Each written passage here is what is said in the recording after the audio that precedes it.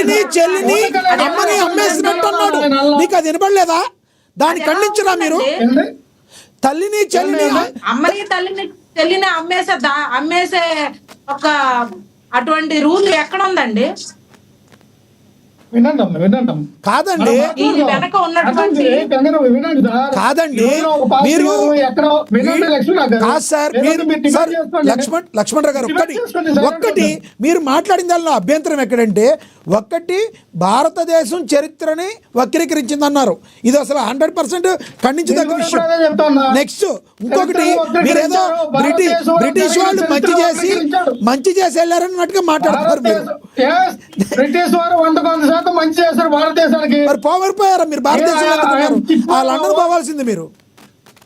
భారతదేశం చెప్పడానికి అవునండి, భారతదేశం మీద ప్రేమ లేదు, గౌరవం లేదు, రాజ్యాంగం మీద ప్రేమ లేదు, గౌరవం లేదు, ఏమీ లేదు మీకు.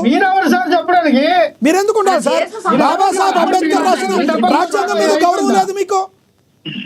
భారత రాజ్యాంగం అంబేద్కర్ గారు ఏమన్నారు? అంబేద్కర్ గారు ఏమన్నారు? అంబేద్కర్ గారు ఏమన్నారు? అంబేద్కర్ గారు ఏమన్నారు? అంబేద్కర్ గారు ఏం చెప్పారు? హిందువులు ఎవరు కూడా పరమతానికి వెళ్ళకూడదు అని చెప్పారు అంబేద్కర్ గారు. వినండి సార్, ఎవరన్నారు? అంబేద్కర్ గారు. మీకేం తెలుసు? ఎవరికి ఏం తెలియదు, అన్ని మీకే తెలుసు. ఒక్కటి చెప్తే వినండి, ఒక్కటి వినండి, మీరు వినండి. ఫస్ట్ మీరు మాటని వాపస్ తీసుకోండి. భారతదేశం చరిత్ర ఎప్పుడు తిరగరాయదు. సరే, లావణ్య గారు మీకు ఇస్తాను. లావణ్య గారు మీకు ఇస్తాను. ఒక్క నిమిషం ఆగండి. లక్ష్మణరావు గారు, మీ టైం అయినప్పటికీ కూడా మీరు అడ్డగోలుగా మాట్లాడతానంటే మధ్యలో ఖండించకుండా ఎవరు ఉండరు. ఒకటి, భారతదేశం యొక్క సార్వభౌమత్వానికి హాని కలిగించేటట్టు మీరు మాట్లాడద్దు. మీరు ఇబ్బందులు పాలవుతారు, అది గుర్తుంచుకోండి. అది మీరు గుర్తుంచుకోండి. భారతదేశాన్ని బ్రిటిష్ వాళ్ళు మంచి చేశారని మాట్లాడతారు. భారతదేశం మీద గౌరవం ఉందా మీకు? భారత రాజ్యాంగం ఎక్కడ బ్రిటిష్ వాళ్ళు తిట్లా, భారత రాజ్యాంగం ఎక్కడ పాకిస్తాన్ వాళ్ళు తిట్లా. మీరు అటువంటి మాటలు మీరు మాట్లాడుతున్నారు. వినండి, మీరేమంటున్నారు? తల్లిని చెల్లిని అమ్మేసినట్టే సనాతన ధర్మాన్ని నమ్మితే అని చెప్పిన పాస్టర్ మాటల్ని నేను ఖండించను అంటున్నారు. ఇది క్రైస్తవ సోదరులందరూ కూడా ఖండిస్తున్నారు. లక్ష్మణరావు ఎందుకు ఖండించట్లేదు?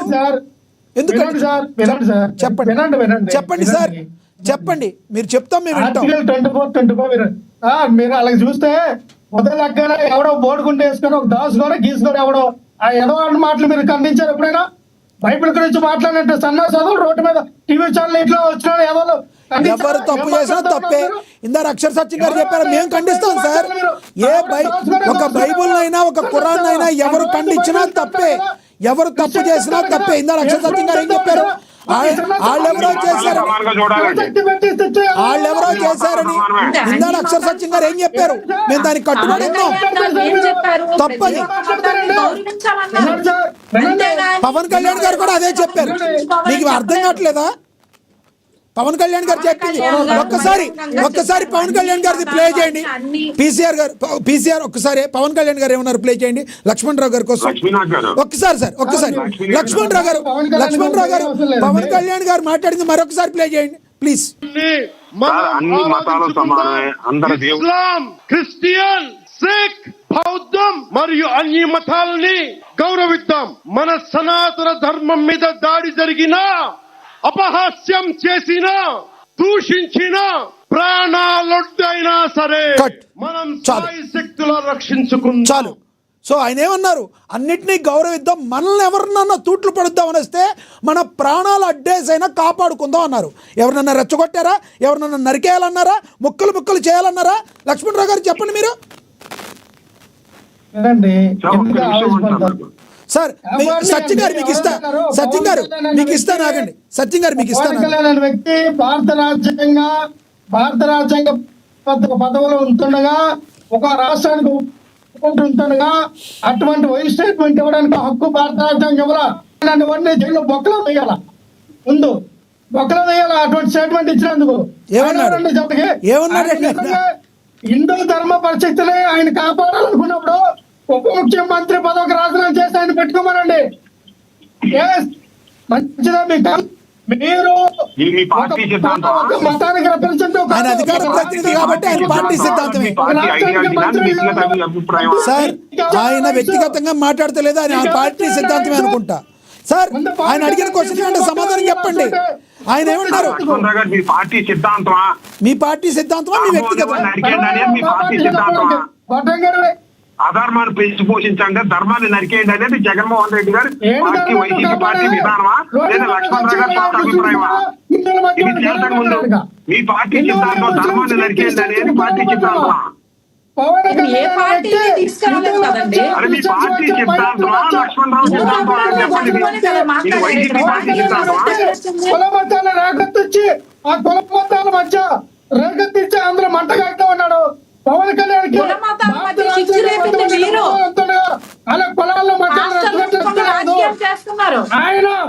ఆయన గతంలో కూడా ఎలక్షన్ ముందు చర్చిల్లో మీటింగులు పెట్టి ఎంతోమందిని ఈ వైపు లాక్కున్నారు భయపెట్టి. అయితే ఒక బాబా అవతారం ఎత్తి పవన్ కళ్యాణ్ వ్యక్తి సనాతన ధర్మ హిందూ ధర్మాన్ని కాపాడవచ్చు, తప్పులేదు.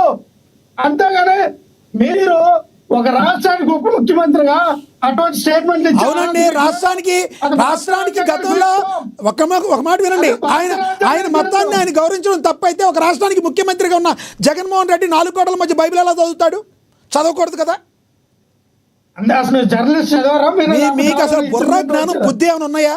మీరు చాలా తప్పుగా మాట్లాడుతున్నారు. మీకు బుద్ధి జ్ఞానం లేదు. మీకు బుద్ధి జ్ఞానం రోజు రోజుకి క్షీణించిపోతుంది. మీకు తప్పు సార్.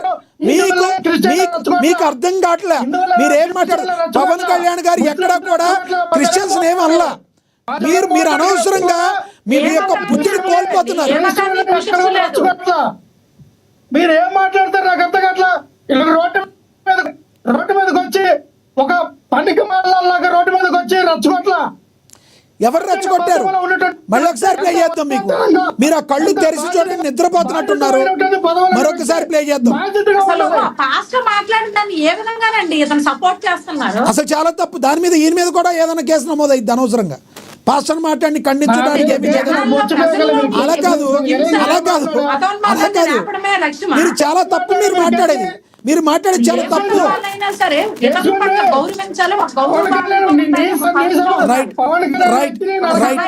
రైట్ లక్ష్మణరావు గారు ఒక్క నిమిషం ఆగండి. లావణ్య గారు, లక్ష్మణరావు గారు ఒక్క నిమిషం ఆగండి. లక్ష్మణరావు గారు మీరు ఆగండి, ఒక్క నిమిషం ఆగండి. ఆయన ఆగండి, ఆపండి. ఆయన మ్యూట్ చేయండి. లావణ్య గారు చెప్పండి. లావణ్య గారు మీరు ఏదో చెప్తున్నారు చెప్పండి. ఇందాక మీకు తక్కువ సమయం ఇచ్చే మాట్లాడండి. అది కాదండి, ఇప్పుడు అంటున్నారు కదా ఇది ఖండించట్లేదు, అతను చెప్పింది అదేం లేదు, సనాతన ధర్మం ఇదేం కాదు అని అన్నట్టు చెప్తున్నారు కదా.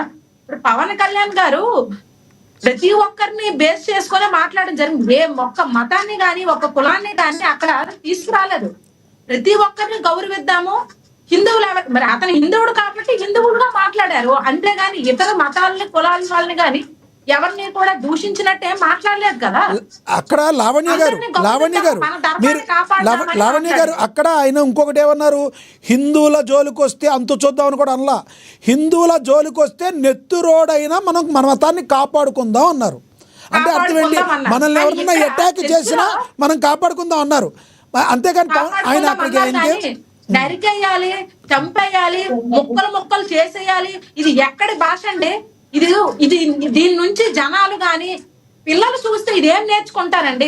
ఇలా మాట్లాడితే నరికేయాలన్నమాట, చంపేయాలన్నమాట. నరకడం ఒకటే మార్గమా?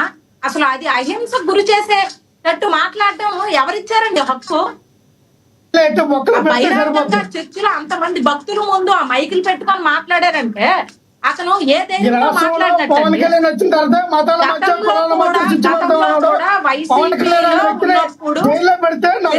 మీటింగులు పెట్టి జనాల్ని భయపెట్టి బాధ పెట్టి ఇలాంటి మాట్లాడి జనాల్ని బగ్గోలు పెట్టి ఓట్లు వేయించుకున్న పరిస్థితి ఏర్పడింది గతంలో కూడా. సభల్లోని క్రిస్టియన్ యేసు ప్రభు చెప్పిన మత బోధనలు చెప్పకుండా రాజకీయ పరంగానే చర్చల్లో నడిపించారు. ఇప్పుడు మళ్ళీ అది రిపీట్ అవుతుందండి. ప్రస్తావన లేదు. పవన్ కళ్యాణ్ అనే వ్యక్తి వచ్చిన రాజకీయాలు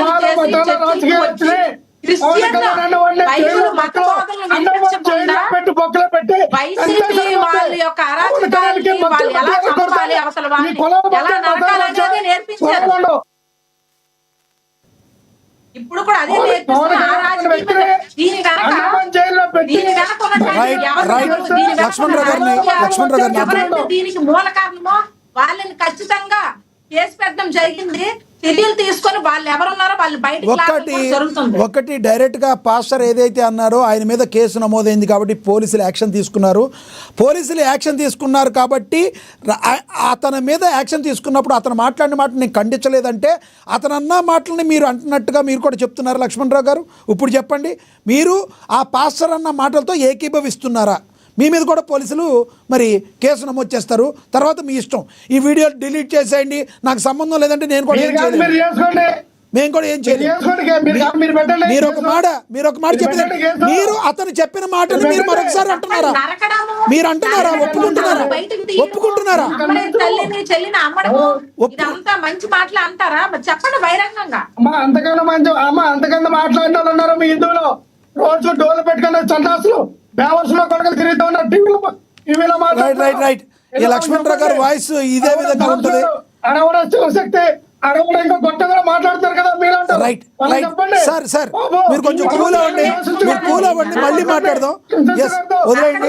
లక్ష్మణరావు గారు ఆపండి. అక్షర సత్యం గారికి ఒకసారి వాయిస్ ఇవ్వండి. అక్షర సత్యం గారు ప్లీజ్. అక్షర సత్యం గారు అందుబాటులో ఉన్నారా?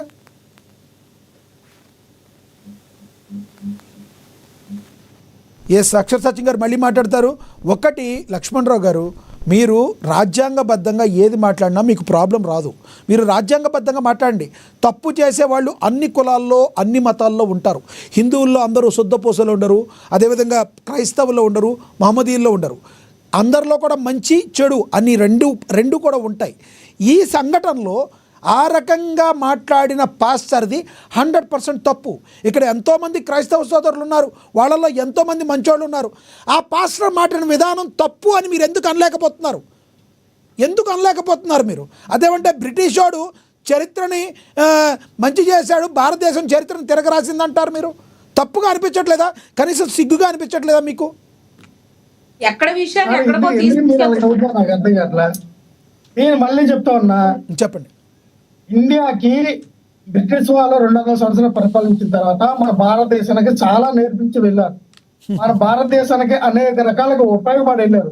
మన భారతదేశంలో కట్టినటువంటి కట్టడాలు కానీ, వాళ్ళు వేసినటువంటి ఫ్లైఓవర్లు కానీ, బ్రిడ్జ్లు కానీ ఇప్పుడు దేనికేశారు? అంటే కొల్లగొట్టిన సొమ్మంతా తీసుకుపోటాక ఎందుకు వేశారు? మన సొమ్ముని గట్ట వాళ్ళు తీసుకెళ్ళలేదు ఎందుకు అంటే కూడా మీరు మాట్లాడతారు చిన్న పిల్లల్లాగా. మరి మీకు ఇచ్చేసి వెళ్ళారా? మీ ఇంట్లో దాచుకున్నారా? మీరేమన్నా మీ తాత ముత్తాతలకి ఏమైనా ఇచ్చేసి వెళ్ళారా? ఒకటి మీరు చెప్పాలి. భారతీయులందరూ చూస్తున్నారు లక్ష్మణరావు గారు, మీరు మాట్లాడే విధానం కరెక్ట్ కాదు. మీరు మీ తాతగారికి ఆ బ్రిటిష్ వాళ్ళు మీ తాతగారికి ఇచ్చేసారా? నేను ఎలా మాట్లాడాలో మీరెవరన్నా? కాదండి, బ్రిటిష్ వాళ్ళు మీ తాతగారికి ఇచ్చేసి వెళ్ళారా సొమ్ము మొత్తం? బ్రిటిష్ వారు 100% భారతదేశానికి మంచి చేశారు. భారతదేశానికి మంచి చేసి వెళ్ళారు. భారతదేశం యొక్క సంపదను కొల్లగొట్టలేదు. చాలా ఇంకా చెప్పాలా? మరి ఏం చేశారు? మంచి చేసి వెళ్ళారా? మరి ఎందుకు ఇంతమంది ప్రాణత్యాగాలు ఎందుకు చేశారు భారతదేశంలో? బ్రిటిష్ వాళ్ళు గో బ్యాక్ అని అల్లూరి సీతారాం ఒక మాట వినండి. ఏంటి వినేది? కాదు సార్ మీరు చెప్పేది వినండి.